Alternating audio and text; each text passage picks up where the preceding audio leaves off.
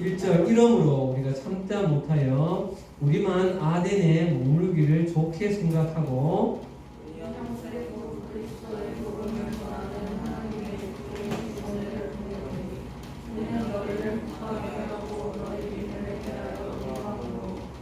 아무도 이 여러 환난 중에 흔들리지 않게 하려 함이라.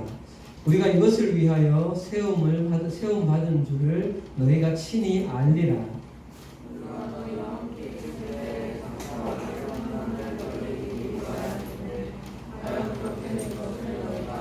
같이 읽읍시다. 5절 이러므로 시작. 이러므로 나도 참다 못하여 너희 믿음을 알기 위하여 너희를 그를 보내었노니 이는 혹 시험하는 자가 너희를 시험하여 우리 수고를 헛되게 할까 함이니. 네. 반갑습니다. 네. 다들 지난주에 기말고사 치느라고 또 기말고사 준비하고 수행평가나 요즘에는 방학했죠. 어쨌든 학교 생활 한다고 수고를 많이 했습니다. 근데 여러분, 전에도 한번 팀장님이 이렇게 말씀드린 적이 있지만, 이렇게 건강하게 공부할 수 있는 상황이 되어진다는 것, 그 자체로 여러분 많이 감사하십시오. 허러 이후로 학교에 정상적으로 나가지 못하고, 때로는 집에서, 때로는 병원에서만 있을 수밖에 없는 여러분들의 나이의 친구들도 대한민국에는 얼마든지 많습니다. 지금 학교에 건강하게 다닐 수 있고, 시험 볼 수 있는 그런 상황이 된다는 것, 그것만 얼마나 감사한 일인지 모릅니다. 영사님 마스크 쓰세요. 자, 오늘도 우리 드디어 3장으로 넘어왔습니다. 오늘 우리가 주신 하나님의 이 말씀 속에 성경의 진리가 여러분들 인격 속에 분명하게 새겨지는 그런 귀한 시간 됐으면 좋겠습니다. 여러분들 인격의 마음을 잘 준비해서 말씀 가운데 잘 경청했으면 좋겠습니다. 지난주에 우리는 사실 조금 무거운 이야기를 나눴어요. 지난주에 1장 10절 말씀 가지고 마지막에는 이 장래의 노하심이라는 이 표현을 가지고 예수님이 다시 오셨을 때의 노하심도 되지만 특히 이제 노하심이라는 말은 현재 진행형의 시제를 쓰고 있기 때문에 이 땅에 이미 하나님의 진노가 임하고 있다. 그러면서 우리나라 사회의 여러 현상들을 좀 봤어요. 지난주에 또 팀장님이 이렇게 다음 뉴스를 이렇게 보다가 하나 넘겨주세요.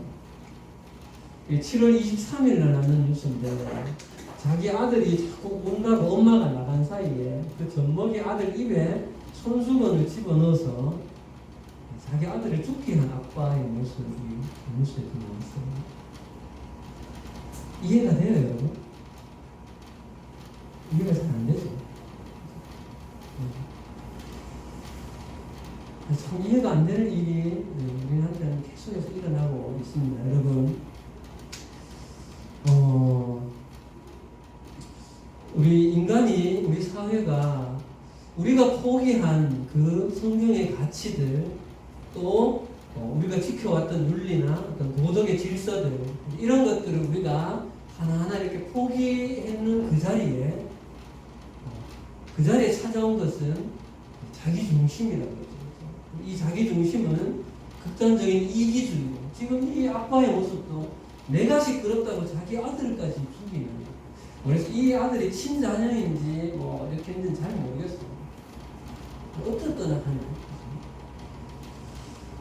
그러면서 지난주에 우리는 로마서 1장 말씀을 통해서 성경에 이미 이 세대가 이렇게 흘러갈 것에 대한 예언을 보았는데 오늘은 다른 본문에서 똑같은 예언이 있는 모습을 잠깐 볼게요. 여러분이 잘 알고 있는 본문이에요.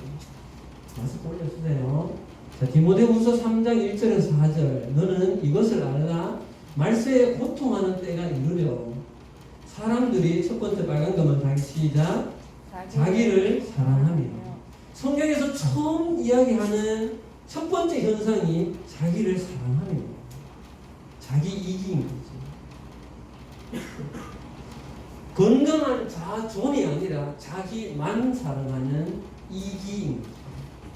그 뒤에 나오는 거 돈을 사랑하며 자랑하며 교만하며 비방 부모를 거여 감사하지 아니하며 거룩하지 아니하며 다음요 무정하며 원통함 들지 아니하며 모함하며 절제하지 못하며 사나우며 선한 것을 좋아하지 아니하며 배신하며 조급하며 자만하며 마지막 노란색 같이 읽읍시다. 시작.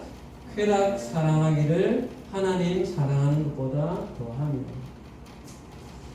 1절에서 4절까지 나와서 있는 이 구절들 중에 지금 이 시대에 이렇지 않다고 말할 수 있는 게 있어요?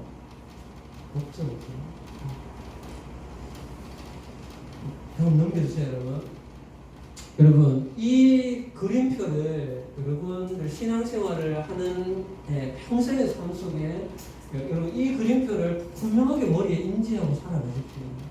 지금 이 세대는 죄로 깨어진 이 세대이기 때문에 앞으로 가면 갈수록 더 잔인하게 이 디모데후서 3장 1절에서 4절까지 말씀이 여기는 계속해서 드러납니다. 그러나 예수 그리스도가 오심으로 이미 하나님의 나라는 시작되어졌고 우리는 하나님의 나라로 우리의 소속을 바꾼 우리 존재라는 거예요.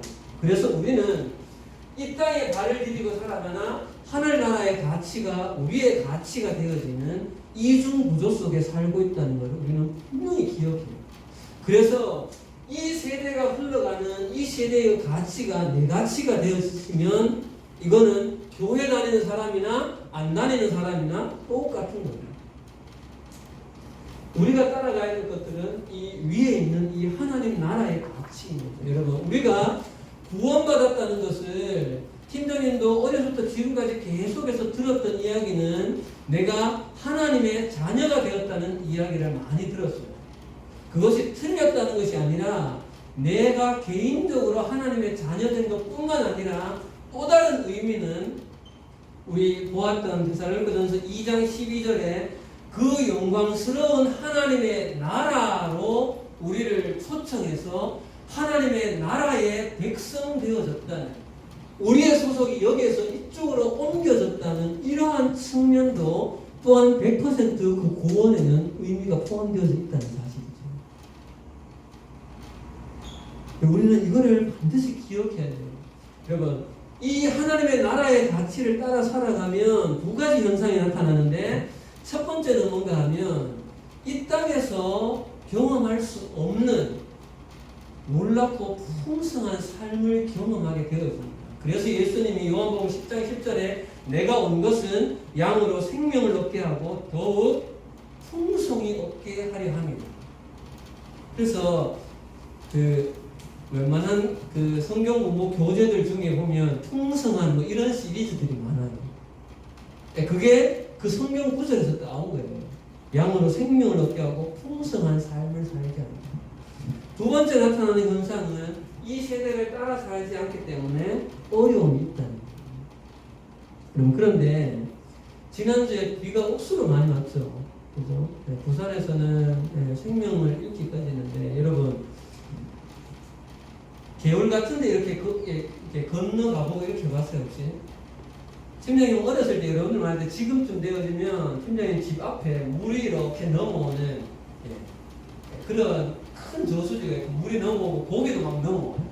그러면 반두를 가지고 이렇게 딱 대고 있으면 알아서 고기가 막 잡혀요. 한 30분 이렇게 받치고 있으면 들면 고기가 막 굉장히 많아요. 그런데 어느 날 하루는 물이 좀 굉장히 좀 세게 내렸는데 그냥 여기서 저기까지 건너가야 됩니다. 근데 건너가는데 물살이 굉장히 좀 센 편이죠. 똑바로 할 수가 있을까요? 이렇게 가는데 나도 모르게 자꾸 이렇게 가서 내가 여기서 가는데 도착하기는 항상 저 밑에 도착을 하는 거예요. 왜 그래요? 물살이 세면 또 내려갈 수밖에 없고 거슬러 올라가는 것은 힘든 법이에요. 마찬가지로 이 세대가 흘러가는 흐름이 더 악해질수록 우리는 반대로 살아가기는 쉽지 않다는 거죠. 더 어렵다는 거죠. 그런데 오늘 우리가 읽은 데살로니가전서 3장 1절에서 4절, 특히 3장 전체에서 이 어려운 세대에 이 물살이 점점 더 거세져가는 이 세대 가운데 어떻게 하면 하나님의 나라의 가치를 가지고 잘 살 수 있는가, 그 절대적인 방법을 오늘 말씀에서 소개하고 있다. 그 방법을 지금부터 한번 우리가 찾아가 보도록 할게요. 자, 드디어 이제 우리는 3장으로 들어왔는데, 여러분, 3장은 성경 보세요.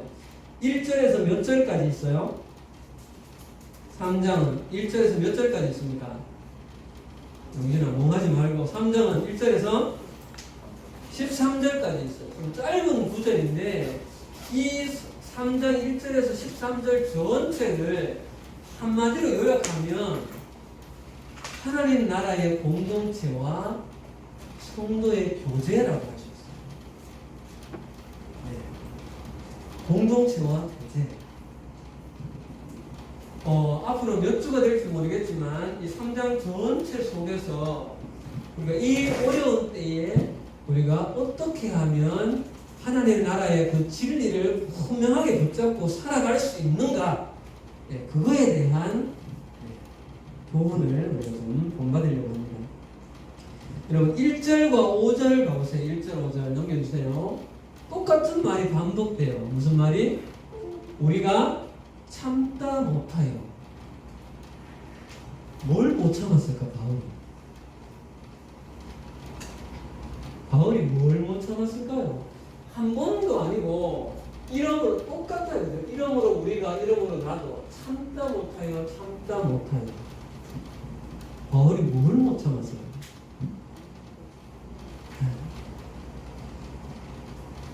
누가 기억하는지 모르겠습니다. 바울이 데살로니가 지역에 얼마 동안 머물렀다? 이것도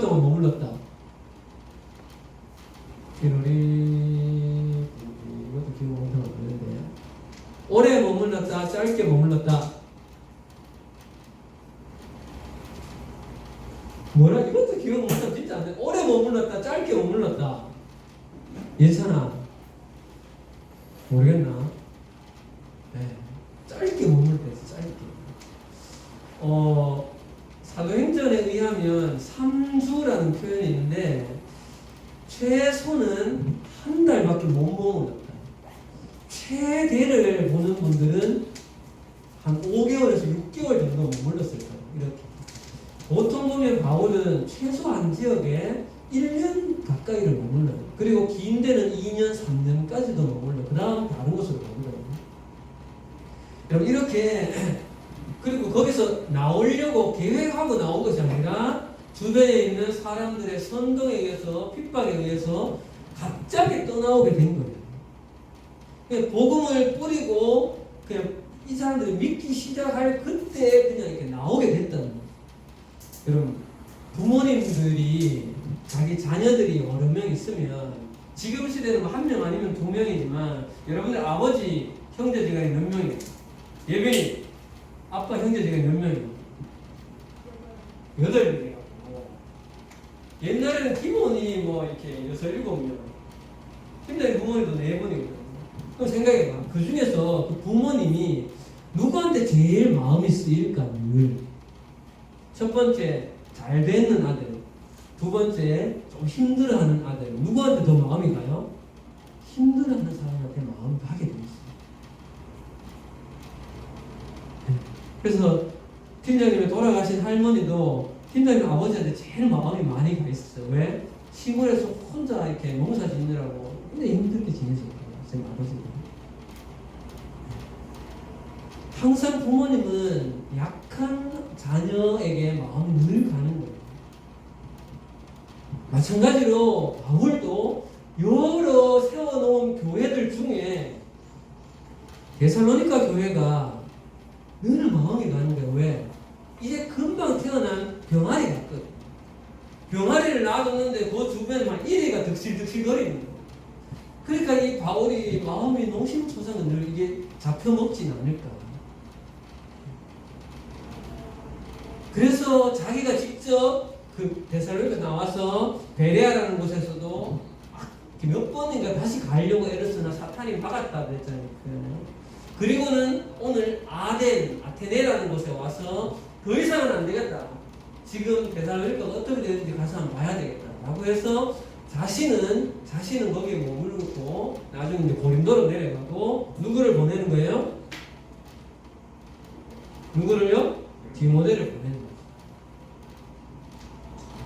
자, 그러면서 이렇게 이야기 2절 3절 2절에 디모데를 보내노니 너희를 굳건하게 하고 너희 믿음에 대하여 위로함으로 다음요 아무도 이 여러 환난 중에 흔들리지 않게 하기 위해서 디모데를 보낸다 이렇게 이야기해요. 그런데 여러분 우리가 여기서 바울의 이 표현이나 바울이 이 참다 못해서 내가 디모데를 빨리 보낸다라고 말한 여기에서 바울이 데살로니가 교회를 위해서 마음을 많이 썼구나. 디모데를 그냥 그래서 보냈구나. 이 정도로 이 본문을 해석하면 안 된다는 거예요. 바울이 왜 그랬는가? 여기는 성경이 말하고 있는 굉장히 놀라운 진리가 숨겨져 있어요.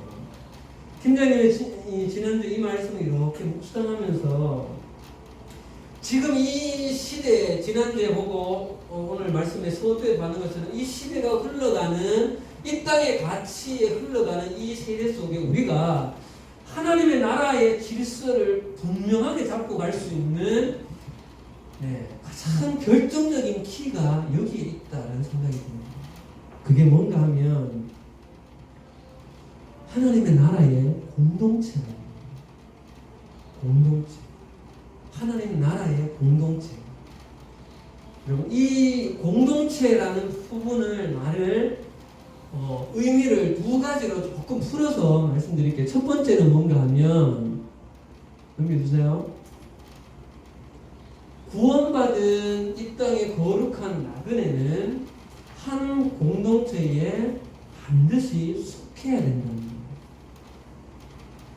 두 번째 의미는 뭔가 하면 그 공동체 속에서 복음에 기초한 인격적인 깊은 관계를 맺어야 된다는 거죠. 자, 오늘은 이 첫째 부분에 좀 포커스를 많이 맞출 거고요. 다음 주에 타이밍을 잘 맞춰주세요. 다음 주에는 두 번째 부분에 말씀을 좀 맞춰서 보려고 해요. 여러분, 바울이 전도 여행을 다니면서 한 가지를 했는 게 있어요. 어디든지 가면 1대1로 복음을 전하기도 하고 사람들을 모아서 복음을 선포하기도 하고 하면서 어느 지역이나 그 지역에 가면 항상 했는 것이 있는데 그것이 뭔가 하면 믿는 사람들을 모아서 뭘 만들었다? 공동체를 만들었다. 우리는 그 공동체를 이름하여 두 글자로 뭐라 불러요? 교회라고 부릅니다. 교회는 원어로 에클레시아라고 하는데 불러내다는 뜻이에요. 불러내다는 뜻인데 여러분 바울이 왜 그랬을까요? 바울이 왜 교회를 세웠을까요? 엄밀하게 말하면 바울은 왜 교회 공동체를 만들어 놓고 다른 곳으로 갔냐는 거예요. 왜 바울은 데살로니가 교회에 그렇게 그 지역을 안타까워하면서 디모데를 보내고 자기도 가고 싶어하고 이렇게 애를 쓴 그 근본적인 원인이 어디 있냐는 거예요. 오늘 이 이유를 조금 전에 이 두 가지 중에서 첫 번째에 좀 본질적인 교회 공동체가 도대체 뭔가 이 본질적인 의미를 좀 생각하고 다음 주에는 실제적으로 어떤 의미인가 우리한테 좀 나눠서 말씀을 보려고 합니다. 다시 질문으로 돌아갑시다. 바울은 왜 가는 곳마다 교회라는 공동체를 세웠을까? 우리 지금 여러분들 집 주변에도 교회가 많아요, 적어요. 대한민국 땅에. 교회가 엄청 많죠. 교회가 많죠. 교회는 많아야 됩니다. 여러분, 왜 바울이 가는 곳마다 1대1로 복음 전하고 예수님 잘 믿어야 된다. 네 혼자 신앙생활 잘 하면 돼.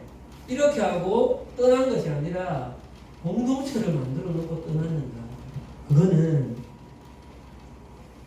하나님의 나라의 백성된 성도들이 하나님의 나라의 그 가치를 가지고 이 땅에서 살 수 있는 유일한 길이 공동체이기 때문에 한 번 더요. 여러분 잘 기억하세요. 우리 의민이 듣고 있죠? 잘 기억하세요. 공동체를 통해서만 하나님의 나라의 공동체가 가지고 있는 그 특징이나 그 나라의 모습을 온전하게는 아니어도 희미하게나마 이 땅에서 그 삶을 살 수 있는 유일한 통로가 공동체이기 때문입니다.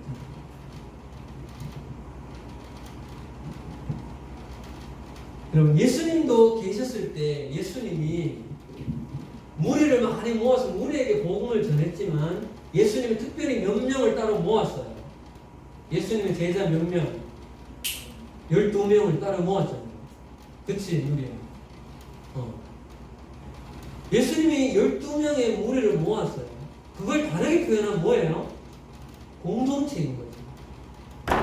특별히 예수님은 같이 먹고 자고 입고 하시면서 다니시면서 함께 하면서 복음을 전하는, 다르게 보면 교회를 만드신 거예요.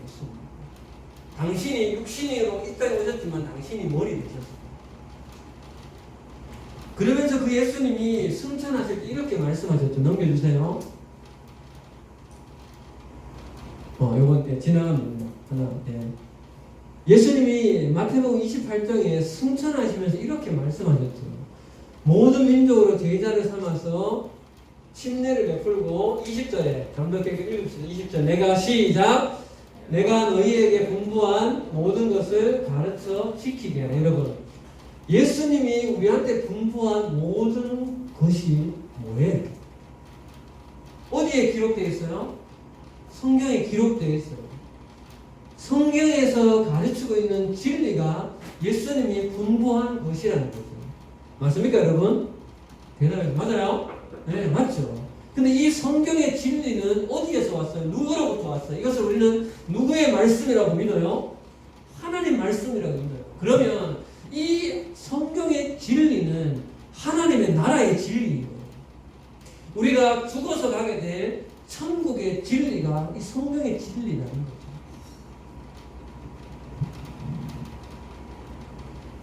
그래서 생각해보세요, 여러분. 하나님은 그분 존재 자체가 삼위일체로 공동체로 존재하시는 겁니다. 하나님의 나라는 단수일까요? 복수일까요? 당연히 복수로 존재하는 거죠. 안에 있는 성도들, 공동체인 겁니다. 여러분, 천상천하 유아 독존이 무슨 말이에요? 하늘 아래 땅 위에서 유일하게 내 혼자만 있다는 소리죠. 그러면 깨달을 수 없는 것이 뭔가 하면 공동체는 깨달을 수가 없어요. 왜? 홀로이니까. 내 혼자서 신앙생활 하는 것 불가능한 것이 아니라 함께 할 때에 하나님의 나라에서 말씀하고 있는 그 놀라운 비밀들을 우리는 발견해 갈 수 있다는 거죠. 자, 재밌는 물음을 한번 물어볼게요, 여러분들한테. 우리는 주일날 왜 교회에 나와서 예배를 드리나요? 우리는 주일날 왜 이 남일교회라는 교회에 이렇게 모여서 예배를 드려야 됩니다? 우리는 코로나 때문에 놀라운 경험을 했잖아요. 예배의 다른 형태를 경험했어요. 온라인 예배. 지금 집에 있으면 이 시간에 TV 틀면 CTS, CBS, CGN TV 또 뭐 있죠? 뭐 CT 모르겠다. 또 또 대형 교회에서 온라인으로 유튜브를 통해서 송출해주는 그 예배를 TV 딱 틀어놓고 아니면 스마트폰에 딱 패드에 딱 모여놓고 편안하게 누워가지고 소파에 앉아가지고 그 예배 드리면 되잖아. 우리 교회보다 훨씬 더 화려하게 찬양단이 막 빵빵하게 찬양하고 멋진 목사님, 대한민국에서 여러분들이 알고 있는 그 이름난 유명한 목사님 설교 듣고 헌금은 온라인으로 송금하고 그러면 되잖아. 자, 다시 물어볼게요. 우리는 왜 여기에 모여서 예배를 드려야 되냐?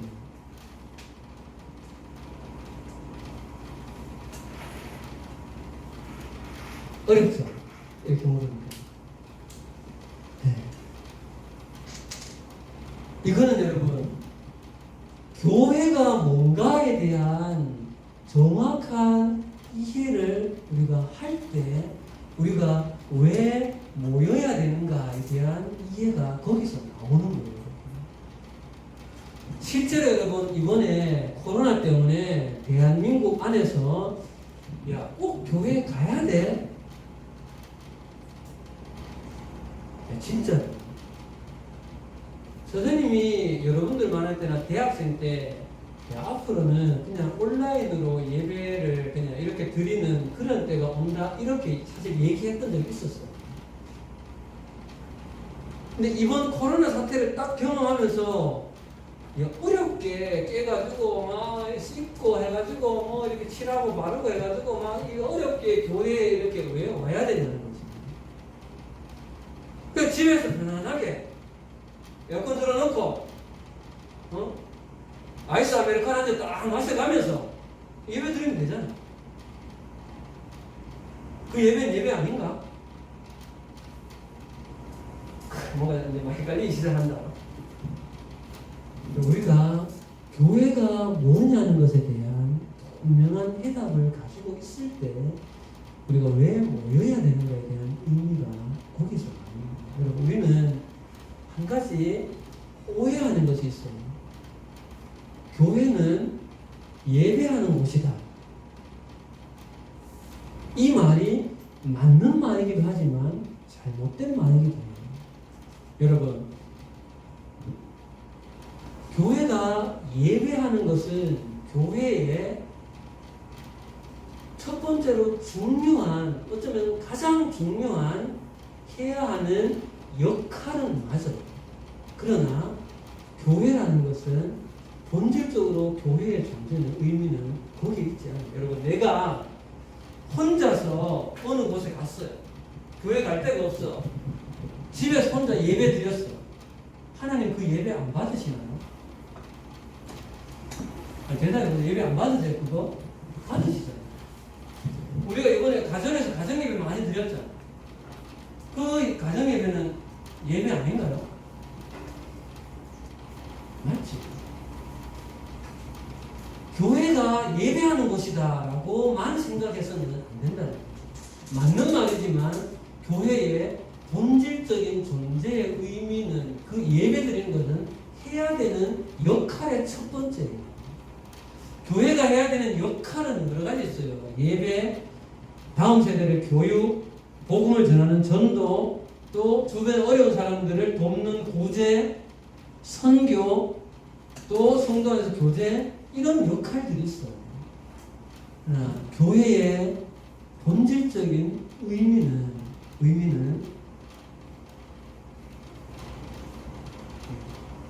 자, 다음 보여주세요. 첫 번째요. 같이 읽읍시다. 시작. 예수 그리스도가 머리 대신 유기적인 공동체다. 예수 그리스도가 머리가 되신 우리는 그 머리의 지체가 된 공동체가 교회인 거예요.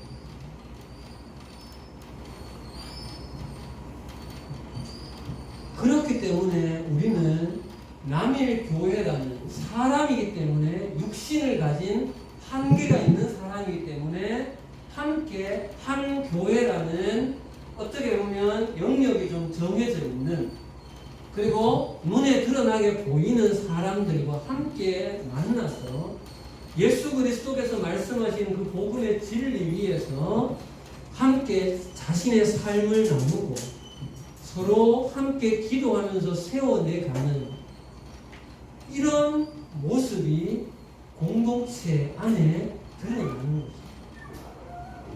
여러분, 온라인 예배만 CTS에서 TV로 나오는 어느 교회의 예배를 내가 드린다고 내가 그 교회 공동체에 속한 겁니까?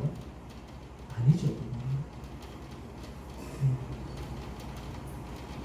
우리가 이렇게 10여 명, 20명 가까이 이렇게 모여서 어떻게 보면 환경이 그렇게 좋지 않고 뭐 시스템이 잘 갖춰져 있지 않고 하지만 우리가 주일날 이렇게 함께 나와서 비대면이 아니라 면대면으로 함께 모이고 선생님들이 여러분들의 삶을 물어보고 기도 제목을 함께 나누고 하는 것은 교회가 공동체라는 그 본질적인 본연의 의미가 있기 때문에 그렇다는 거죠.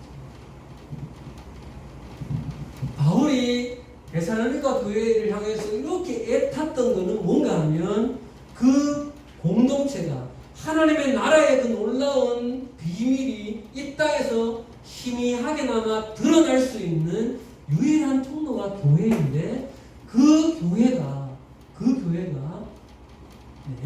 어려움을 당하여서 해체되지 않도록 그것이 바울의 마음속에서는 큰 애탔던 거예요. 근데 그 공동체는 한 사람이 함께 모였을 때 의미가 있는 것이다. 자, 여러분 성경 한번 찾아보겠습니다. 에베소서 한번 찾아보세요. 교회의 의미가 여기에 분명히 드러납니다. 이거는 일부러 여기 안 올렸어요. 에베소서 4장입니다. 에베소서 4장 15절 16절. 에베소서는 교회가 뭔지에 대해서 분명하게 드러나는 성경인데 특별히 이 본문이 우리 팀장님 지금 여러분들에게 나누고 싶은 그 말씀이 여기 들어있어요. 에베소서 4장 15절 16절. 자, 찾았습니까? 성경책 314쪽. 오직 같이 읽읍시다. 오직 시작. 오직 사랑 안에서 참된 것을 하여 범사에 그에게까지 자랄지니 그는 머리니 곧 그리스도라. 그에게서 온 몸이 각 마디를 통하여 도움을 받음으로 연결되고 결합되어 각 지체의 분량대로 역사하여 그 몸을 자라게 하며 사랑 안에서 스스로 세우느니라. 이것이 교회예요. 그렇기 때문에 온라인이 완전히 불가능하다는 것은 아니지만 주일날 전혀 교회에 실제로 가지는 않은데 그냥 온라인 뉴스를 예배를 쇼핑하듯이 마치 온라인 쇼핑을 해서 물건 사듯이 그렇게 예배를 구경하는 것은 교회가 아닙니다.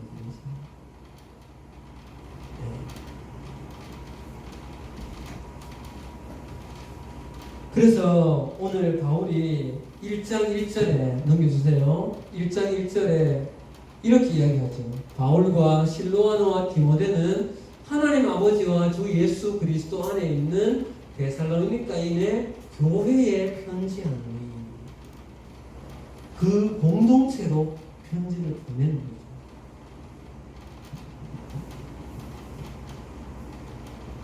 여러분 처음에 던졌던 질문으로 다시 돌아가 볼게요. 우리가 이 극단적인 이기주의가 이렇게 거센 물살을 향해서 가는 이 세대 속에 우리가 어떻게 하면 복음의 진리로 이 세대를 거슬러 올라갈 수 있느냐? 그 해답은 함께 공동체를 이루어갈 때 우리는 그 일을 이루어갈 수 있습니다.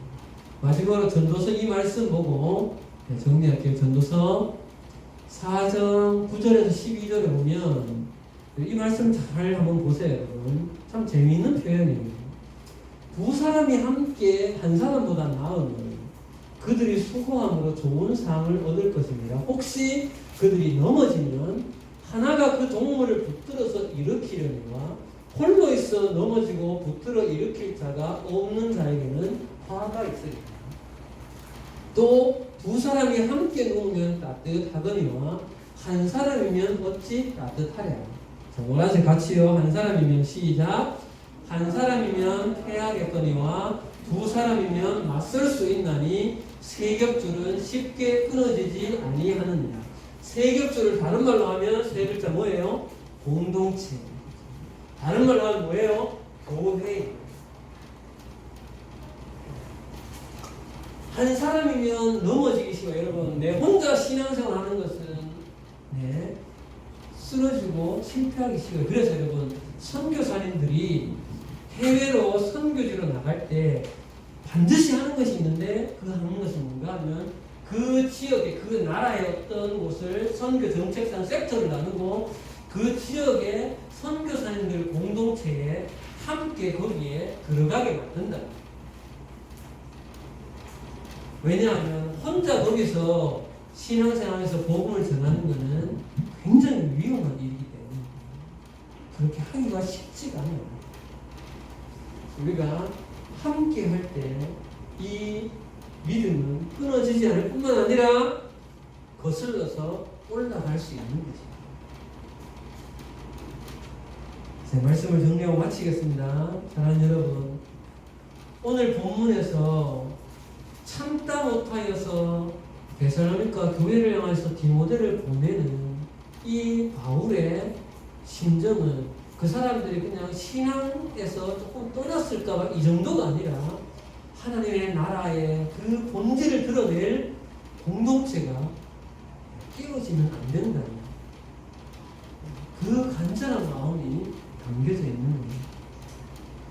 말씀을 마치면서 팀장님이 믿음의 다음 세대인 여러분들에게 한 가지 권면하고 싶은 게 있습니다. 첫 번째 권면은 지금 중고등부 이 공동체에 깊이 여러분 발을 들여놓으십시오. 지금 다음 주에 조금 더 볼 텐데 실제적인 면은 너무 약하죠.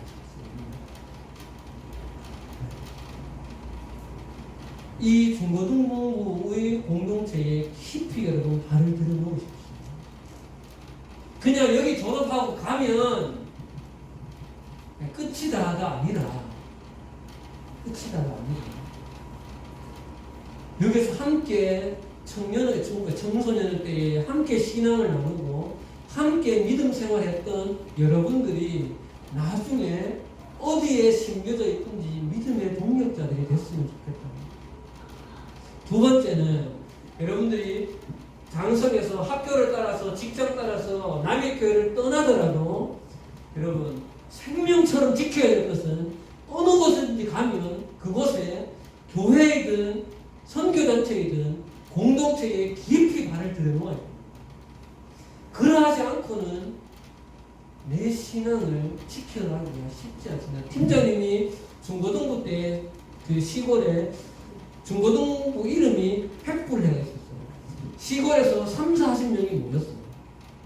근데 그 친구들이 초고등학교를 졸업하고 대구로, 부산으로, 서울로 갔는데 뿔뿔이 흩어지니까 그때는 막 기도하면 정말 뜨겁게 기도하고 했어요.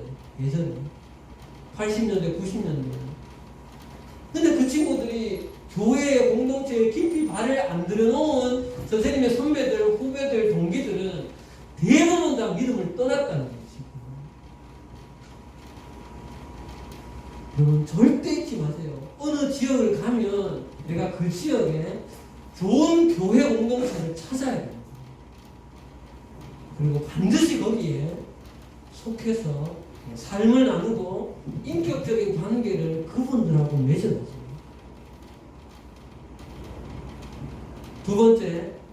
세 번째는 결혼을 하고 난 이후에도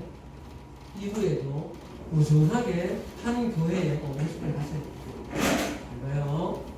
한 교회에 속해서 여러분의 삶 가운데에 믿음의 공동체가 곧 내가 되어지는 그런 여러분의 삶이 되기를 간절히 바랍니다.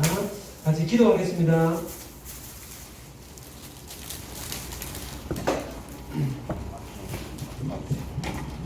오늘 이 찬양 같이 한번 드립시다. 우리 서연이 만들 좀 해주고 신실하게 그 찬양 같이 한번 합시다. 우리 앞에 악보 띄워주세요. 영상에 악보가 없으면 못 치나요?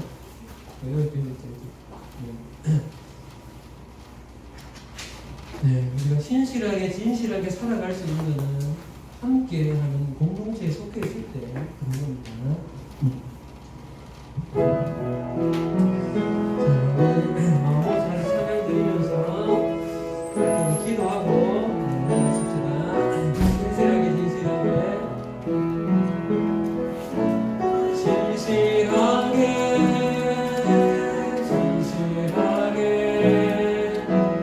거룩하게 살게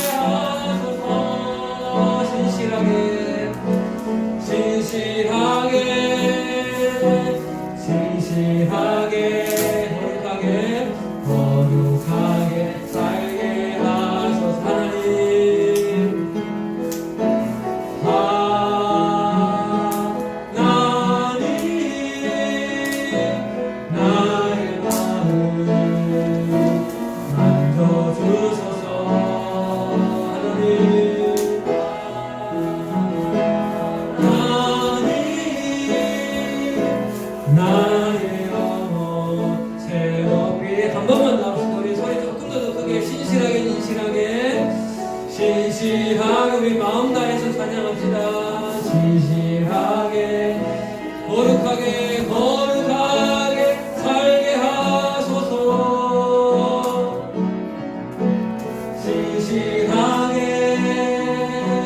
진실하게 거룩하게 살게 하소서.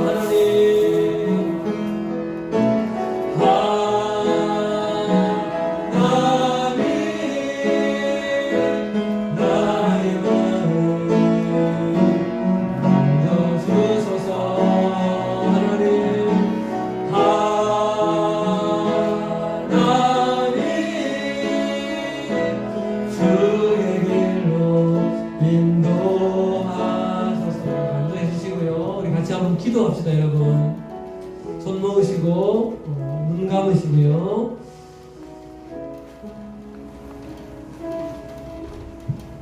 여러분 앞으로 팀장님 오늘 드렸던 이 공동체에 속해 있어요. 이 말씀을 여러분 생명처럼 지키십시오. 여러분 때가 되어지면 우리 남일교회를 떠날 수도 있고 여기 있을 수도 있겠지만 어느 지역 어느 곳에 가든지 그 속에서 공동체에서 함께 있지 않으면 패하게 되어 있습니다. 한 사람이면 패하였거나 두 사람이면 세 겹줄은 패하지 않는다. 제가 기도할 때 하나님, 제가 하나님의 교회 공동체에 때로는 선교단체에 함께 속하여서 깊은 인격적인 교제를 나누는 그런 제가 되겠습니다. 이렇게 같이 우리 한번 소리 내어서 기도하겠습니다. 기도하시겠습니다. 사랑하는 학생들, 선생님들 기억하십니다. 하나님 어디에 있든지 하나님의 교회에 인격적으로 깊이 뿌리를 내리고 그 속에서 지체들과 함께 삶을 나누고 기도의 제목을 나누고 서로 돕고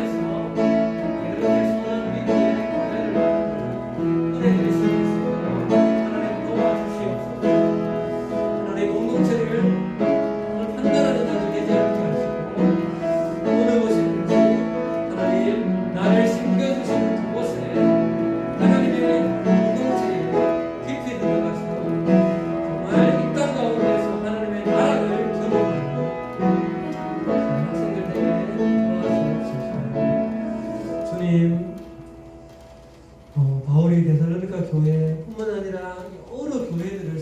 가셔서 하나님의 그 나라의 공동체를 세우신 모습을 봅니다. 하나님을 사랑하는 학생들 또한 지금 학창 시절에는 지금 하나님께서 심겨주신 남일교회의 마레테스 공동체예요. 여기에 마음을 두게 하시고, 비록 연약한 모습이고 좀 눈에 차지하는 모습이 있을지라도 이곳에서 마음을 두고 함께 인격적인 교제를 나누며 그렇게 살아가는 사랑하는 학생들 되게 하시고, 때가 되어져서 대학교로 또는 어떤 직장으로 어떤 결혼으로 떠나게 되어질 때 반드시 그 속에서 하나님의 교회 공동체에 핏뿌리를 내리고 그렇게 믿음의 선한 걸음들을 걸어가는 복된 인생이 될 수 있도록 축복하여 주시옵소서. 예수님 이름으로 기도합니다. 아멘. 광고는요, 지난주에 우리 선생님들하고 잠시 의논을 했는데, 아무래도 올해는 여름 행사를 평일 저녁에 모이는 것을 하지 않기로 했어요. 대신 8월 둘째 주나 셋째 주쯤에 특별한 간식 같은 걸 좀 준비해서 여러분들의 선물처럼 이렇게 좀 제공하는 것으로 그렇게 좀 하도록 할게요. 너무 섭섭하게 생각하지 말고 서로 좀 이해해 주시면 좋겠고요. 나오지 못하고 있는 친구들에게 솔직히 지난주에 난 누구한테 한번 연락해 봤다.